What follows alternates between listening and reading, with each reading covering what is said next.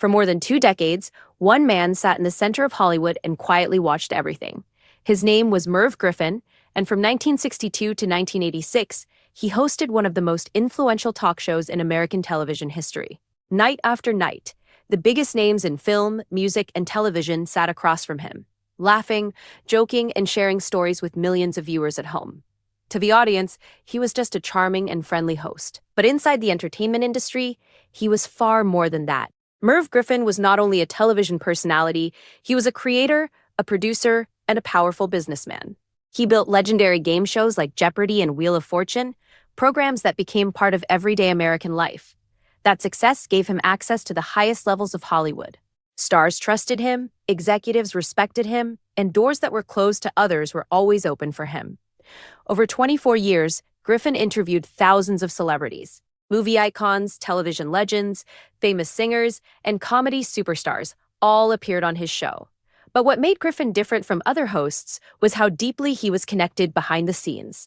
He was not just someone asking questions on camera. He was backstage in meetings, on sets during rehearsals, and present in private conversations where the public was never allowed. A longtime producer who worked with him once said, "Merv saw everyone." That simple sentence explained everything.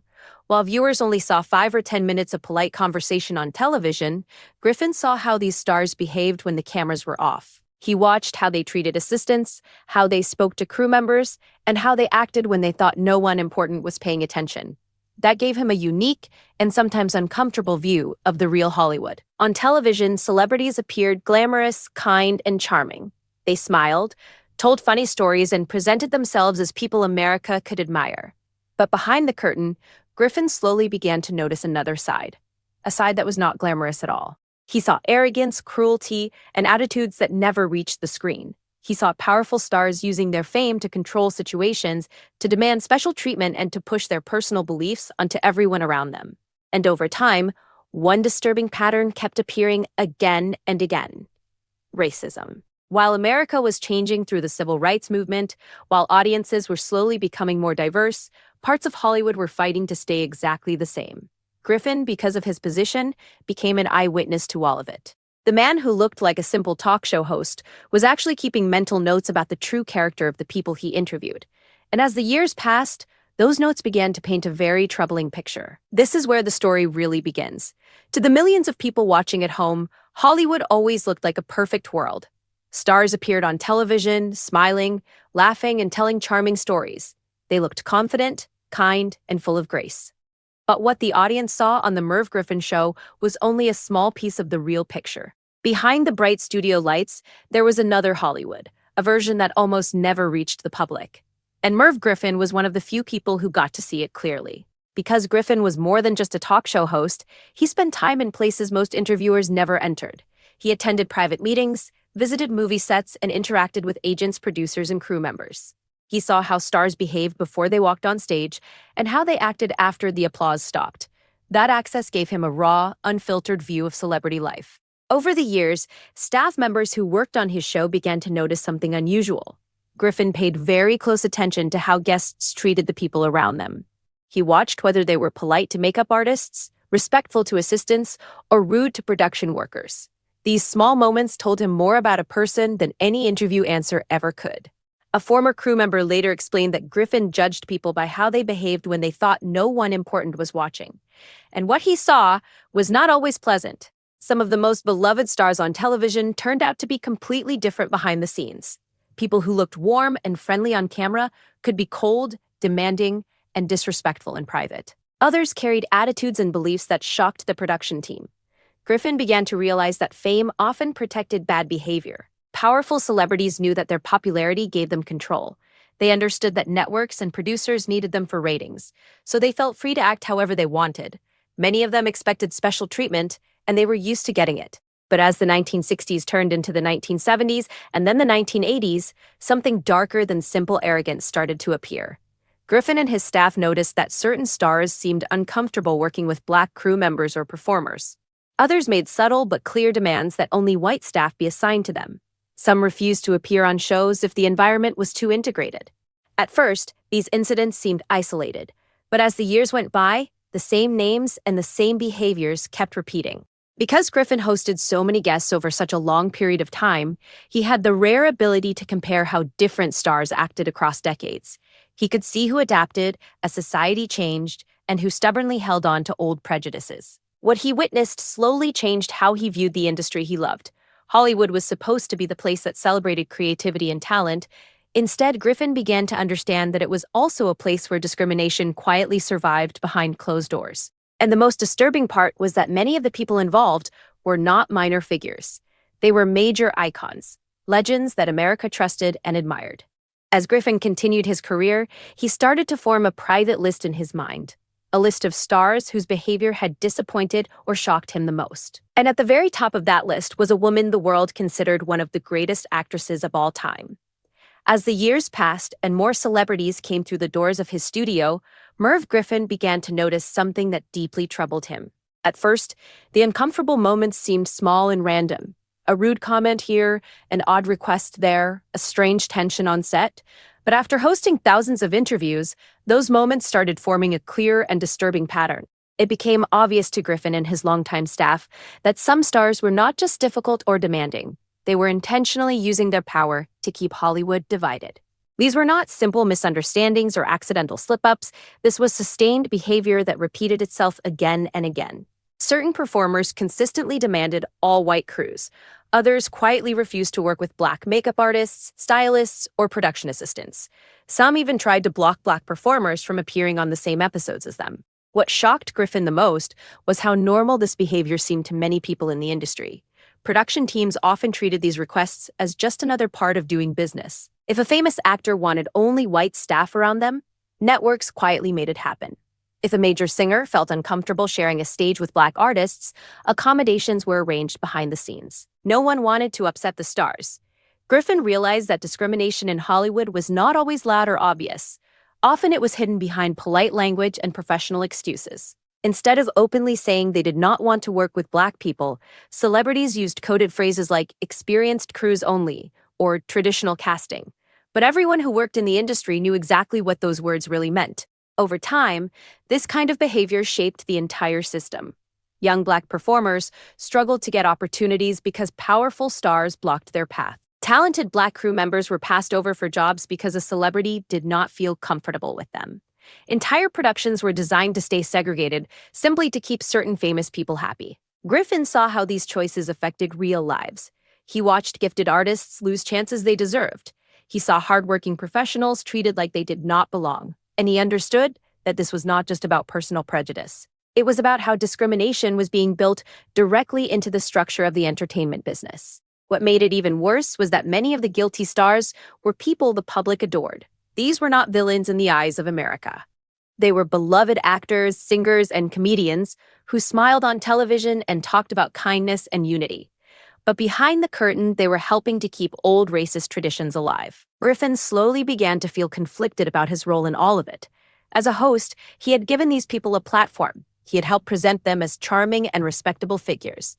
Yet privately, he was learning truths that the audience would never see. That realization became heavier with each passing year. And as more examples piled up, Griffin started to understand that this was not just a few bad apples. It was a deep, long-standing problem at the very heart of Hollywood. The more he saw, the harder it became to ignore. As Merv Griffin continued hosting his show year after year, he slowly realized something uncomfortable about Hollywood. Talent was important, but power was even more important. And in the entertainment industry, power often protected people from being held responsible for their actions. Griffin watched again and again how famous stars used their influence to control everything around them. If a celebrity demanded special treatment, studios listened. If they wanted certain people removed from a production, it quietly happened. And if they made discriminatory requests, those requests were often granted without question. The system was designed to keep stars happy at any cost. Networks cared about ratings. Producers cared about profits. And because big names brought in money, almost no one wanted to challenge them. Even when staff members complained about unfair treatment, those complaints were usually ignored or pushed aside. Keeping a powerful celebrity satisfied was considered more important than standing up for what was right. Griffin began to understand that racism in Hollywood was not just about individual bad behavior. It was about a structure that allowed that behavior to continue. When a star demanded an all-white crew, production managers rarely argued. When a famous actor refused to work with black performers, agents and executives found ways to make it happen. The public never heard about these incidents because publicists and networks worked hard to protect the images of their biggest names. The audience only saw the perfect version. On television, these celebrities looked kind, funny, and charming. But behind the scenes, many of them were using their fame like a shield. They knew that no one would risk their anger or their absence, so they pushed boundaries, confident that the industry would bend to their will. Griffin saw how this system crushed real opportunities. Talented black artists who deserved chances were quietly pushed aside because a powerful star felt uncomfortable.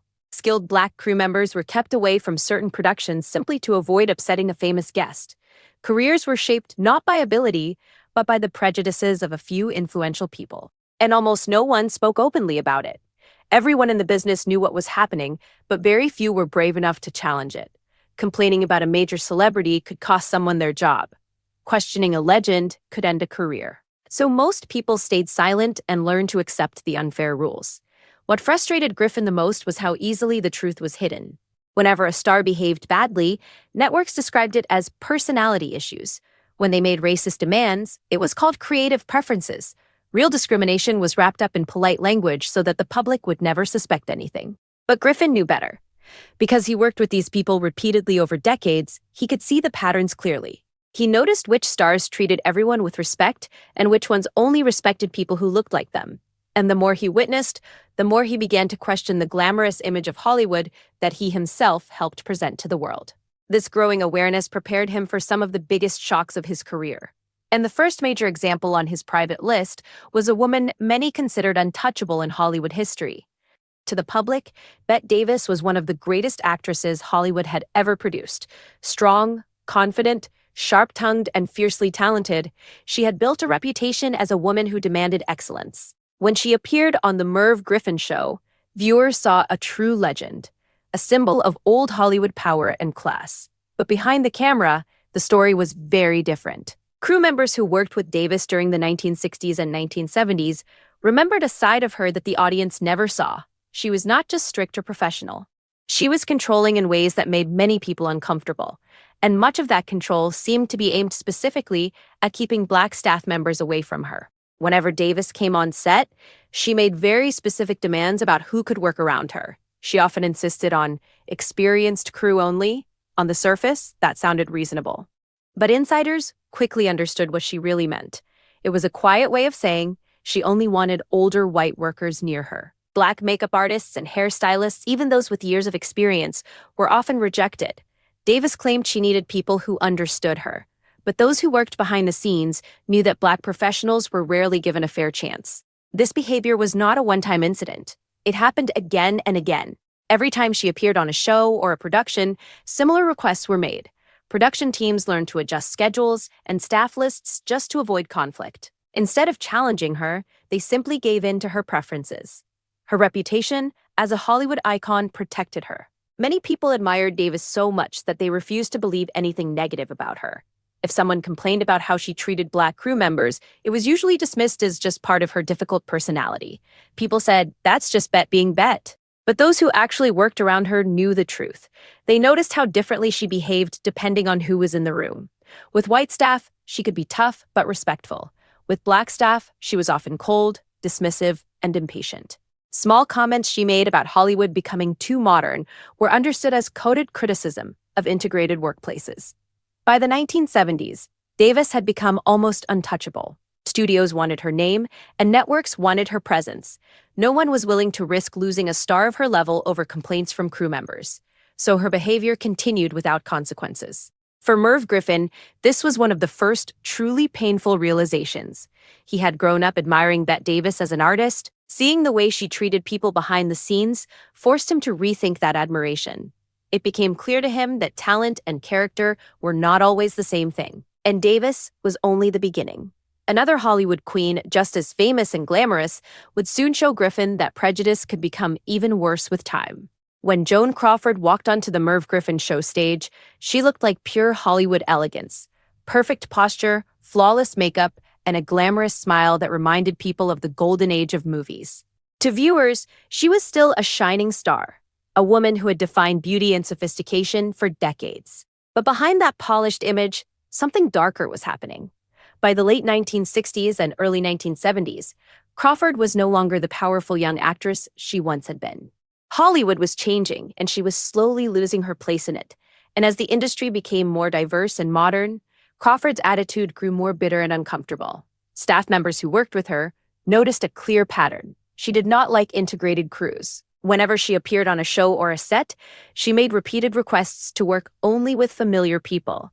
Just like with Bette Davis, that phrase was understood as industry code. It meant she preferred older white staff and did not want to deal with younger Black professionals. If Black performers or crew members were present, Crawford often demanded separate facilities. She asked for private dressing rooms, different preparation areas, and special arrangements that kept her away from anyone she did not feel comfortable around.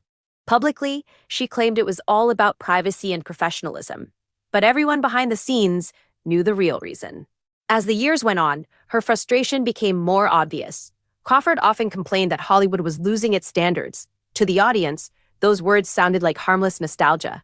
To the crew, they were clearly bitter comments about an industry that was no longer all white.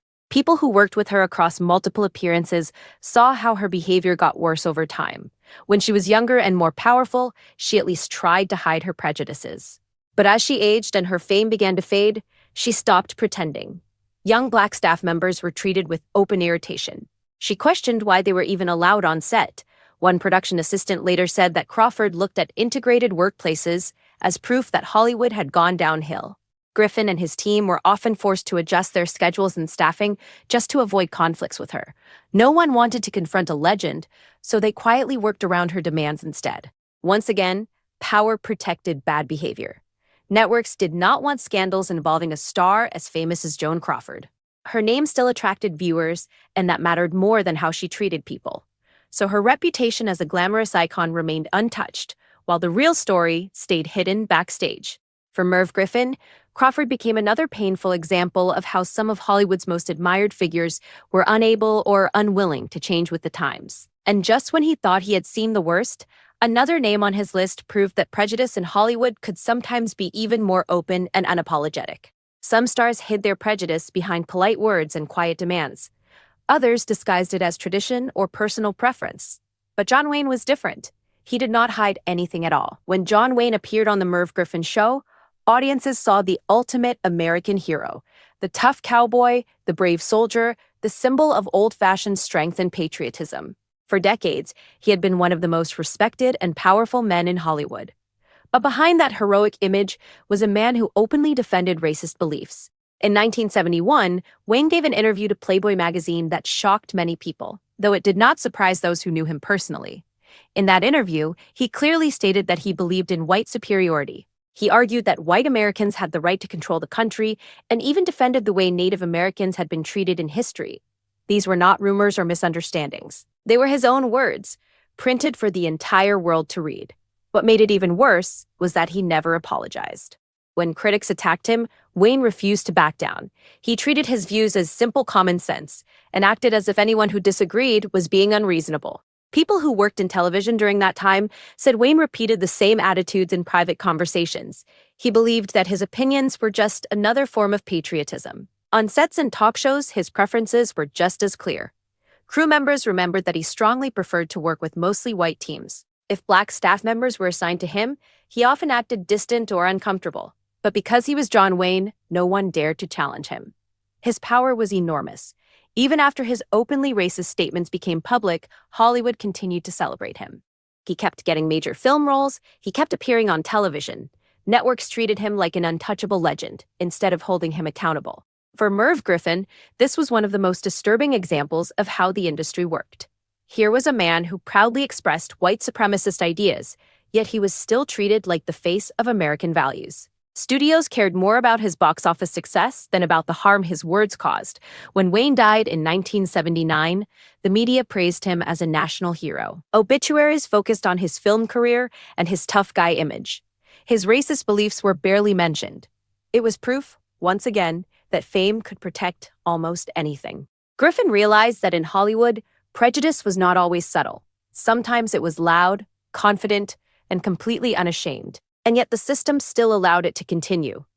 But the next name on Griffin's list showed that discrimination did not always come from angry men or aging divas.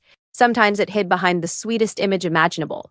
To most Americans, Doris Day represented pure sunshine. She was known as the cheerful, wholesome girl next door, the actress and singer who made romantic comedies feel warm and innocent. Whenever she appeared on television, including on The Merv Griffin Show, she looked like the definition of kindness and charm. But behind that bright smile was a very different kind of power. What many viewers never realized was that Doris Day was not just an actress. She was also a producer with real control over her own television series, The Doris Day Show, which ran from 1968 to 1973. That position gave her the authority to decide who was hired, who appeared on screen, and how the entire production was shaped. And according to people who worked in the industry at the time, she used that power to keep her world almost completely white. The show was set in San Francisco, one of the most diverse cities in America. Yet episode after episode, season after season, the cast remained overwhelmingly white. Black actors rarely appeared, even in small roles. Behind the scenes, Black writers and crew members were almost never hired. This was not an accident. Network diversity reports from that period later showed that the Doris Day Show was one of the least inclusive programs on primetime television. And because Day had full approval over casting decisions, those choices pointed directly back to her. Whenever producers suggested adding more diversity to the show, Day reportedly resisted. She often spoke about wanting to maintain a wholesome image for her program. To the public, that sounded innocent. But inside the industry, everyone understood what it really meant. Wholesome was often code for all white. Even as other television programs slowly began to reflect the changing face of America, Doris Day refused to move with the times. She believed her audience wanted a traditional world on screen, and she was determined to give them exactly that, no matter who was left out. What made her case especially surprising was how well she hid it. Unlike John Wayne or Joan Crawford, Doris Day never made loud or offensive statements. She never behaved rudely on camera. Her discrimination was quiet, polite, and carefully managed. It lived inside contracts, casting decisions, and hiring choices. That made it even harder to challenge. Because she controlled her own production company, there was almost no way for outsiders to force change. Black professionals who applied for jobs were simply passed over. Roles that could have gone to diverse actors were quietly written or cast differently. To the audience, nothing looked wrong. But behind the scenes, an invisible wall was being built. For Merv Griffin, Doris Day became one of the clearest examples of how prejudice could hide behind a friendly face. A person could look kind, sing sweet songs, and still support a system that excluded others. Her image as America's sweetheart remained spotless, even as the truth stayed buried. And while Day's discrimination was gentle and subtle, the next name on Griffin's list showed that some stars did not even bother to pretend. Some stars hid their prejudice behind sweetness and charm. Others hid it behind something even more powerful: patriotism. Two of the most famous examples Merv Griffin encountered were Bing Crosby and Bob Hope, men who were loved and trusted by generations of Americans. Bing Crosby was more than just a singer. His voice had become the sound of Christmas itself. Songs like White Christmas made him feel warm, gentle, and comforting to millions of people.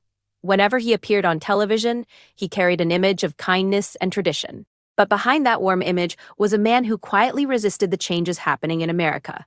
As early as the 1950s, Crosby opposed efforts to integrate housing in neighborhoods where he owned property. Civil rights groups asked him to support fair housing policies, but he refused, saying he was worried about property values. He used polite economic language, but the result was clear. He did not want Black families living near him. People who worked with Crosby noticed the same attitude on set. Crew members remembered how friendly he was with white staff and how distant he could be with Black workers. One longtime employee said that Crosby often acted as if Black crew members were invisible. He rarely spoke to them and avoided personal interaction whenever possible. Even as the country moved forward, Crosby held on to the past. When he talked about missing simpler times, insiders understood what he really meant: a time when Hollywood and American neighborhoods were all white. But if Crosby hid behind nostalgia, Bob Hope hid behind something even stronger: his reputation as a patriotic hero. Bob Hope was known as America's comedian, the man who entertained U.S. troops during wars and represented national pride. Criticizing him felt almost unpatriotic because he had done so much for the country. Yet behind the jokes and the applause, there was another side. Hope's comedy routines remained filled with outdated and racially insensitive material long after most entertainers had changed. While other comedians adjusted to new social awareness, Hope continued telling the same old jokes, ignoring how offensive they had become. People who worked on his shows and USO tours also noticed how differently he treated staff members. White crew members were treated warmly and respectfully. Black workers often felt ignored or pushed aside. Whenever producers suggested more diverse casting or updated material, Hope resisted. He wanted to keep things traditional, a phrase that again meant keeping things white and familiar. But because of his patriotic image, almost no one challenged him. Studios and networks protected Hope at all costs. His decades of entertaining soldiers made him seem beyond criticism. Any complaint about his behavior was quickly brushed aside. For Merv Griffin, this was especially frustrating. Both Crosby and Hope were men the public trusted deeply. They represented American values in the eyes of millions, yet behind the scenes they were helping to keep old prejudices alive. Their stories showed Griffin that discrimination in Hollywood did not always look cruel or angry. Sometimes it came wrapped in Christmas songs and patriotic jokes. And just when Griffin thought he had seen every form of prejudice imaginable, two final names on his list proved how deeply the problem reached into the very heart of the entertainment industry. By the final years of his long career, Merv Griffin had already seen more than enough examples of prejudice in Hollywood. But two of the most complicated and powerful figures on his list were people almost no one ever dared to question: Lucille Ball and Frank Sinatra. Lucille Ball was not just a television star. She was one of the most important businesswomen in entertainment history. Through her company, Desilu Productions, she helped create some of the most successful programs ever made. To the public, she was a comedy genius and a symbol of female empowerment. But behind that groundbreaking image was another reality. As the head of a major studio, Lucille Ball had enormous influence over casting and hiring. And according to people who worked in the industry, she often used that power to keep her productions almost completely white. Shows produced under her company rarely included Black performers in meaningful roles, even when stories took place in diverse cities. Writers and producers who pitched ideas involving integrated casts were often turned down. Ball believed in what she called traditional appeal. Inside Hollywood, everyone understood what that meant. Because she was so successful, no one challenged her. Young producers looked up to her as a role model. And unfortunately, many learned from her that exclusion was simply part of good business. Her influence helped keep old patterns alive long after the rest of the country had begun to change. But even Lucille Ball's power was matched by another figure who seemed completely unto.